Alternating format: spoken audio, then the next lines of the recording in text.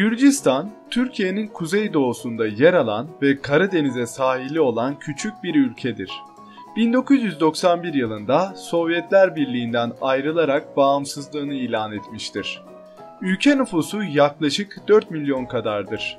Nüfusun %80'den fazlasını Gürcüler oluşturur. Azeriler, Ermeniler ve Ruslar ise ülkedeki azınlık gruplar arasındadır. Ülkenin başkenti Tiflis, resmi dili Gürcücedir. Gürcistan halkının büyük çoğunluğu fakirdir ve hatta çok uç noktada fakir olan bir kesim bile vardır. Bununla birlikte Gürcistan hemen hiçbir şey üretmediği ve yurt dışına ihracat etmediği için ülkede yaşam pahalılığı vardır. Batum şehri, Gürcistan'ın sahil şeridinde bulunan, ülkenin yazlık yeri olarak kabul edilen turistik kentidir. Şehir, Türkiye topraklarına çok yakın olduğu için özellikle Rize'den günübirlik turlar düzenlenmektedir. Bu videoda Gürcistan'ın tatil yeri olan Batum hakkında bilgiler vereceğim ve birlikte kısa bir Batum turu yapacağız. Batum'da gezilebilecek ve görülebilecek yerleri anlatmaya başlamadan önce kanalıma abone olarak ve bildirimleri açarak bu ve benzeri videolara herkesten önce ulaşabilirsiniz. Ayrıca izlediğiniz video hoşunuza giderse beğenebilir, görüş ve düşüncelerinizi paylaşabilirsiniz. İyi seyirler. Türkiye'den Gürcistan'a girişler Sarp sınır kapısı üzerinden yapılmaktadır. Batum vizesi almak çok kolaydır.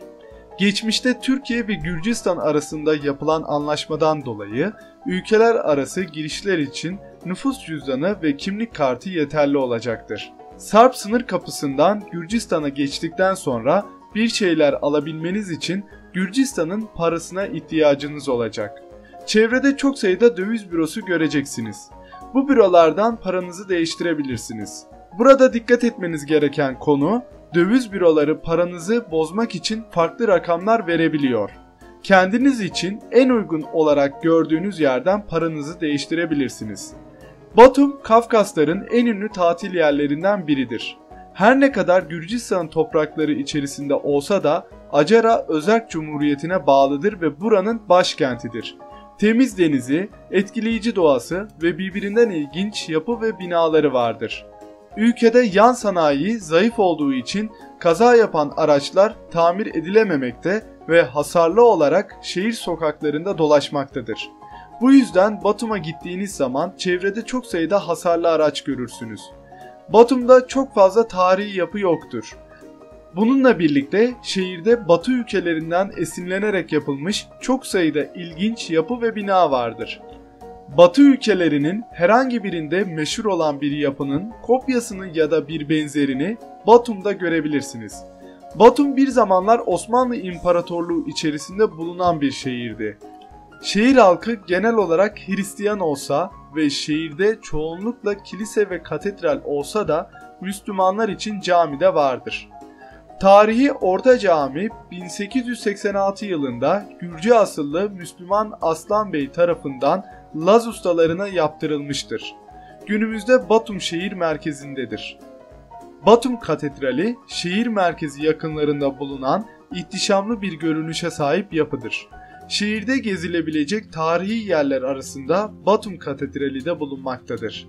Batum'da Avrupa Meydanı, Tiyatro Meydanı gibi çeşitli meydanlar vardır. Bu meydanlar şehri ziyarete gelen turistlerin uğradıkları yerler arasındadır. Meydanlarda farklı ve her birinin bir anlamı olan heykeller vardır. Meydanlardaki yapılar ise genel olarak batılı ülkelerin mimarisine benzemektedir. Batum bir sahil şehri olduğu için konumu itibariyle önemli bir limana da ev sahipliği yapar. Batum limanının etrafında turistler için gezilebilecek yerler, çeşitli yapılar vardır. Batum'un en dikkat çeken heykellerinden birisi Aşk heykelidir. Heykelin diğer adı Ali ve Nino'dur. Batum limanının yakınlarında, deniz kenarında yer almaktadır. 7 metre yüksekliğinde metalden yapılmış, hareket eden bir heykeldir. Heykel, Azeri genç Ali ve Gürcü kız Nino arasındaki aşkı anlatmaktadır. Hareket eden bir kadın ve bir erkekten oluşan iki metal heykel belli bir sürede döngüyü tamamlar ve iç içe geçer. Batum'a gittiğiniz zaman gezebileceğiniz en güzel yerlerden biri hiç şüphesiz Botanik Parkı olacaktır.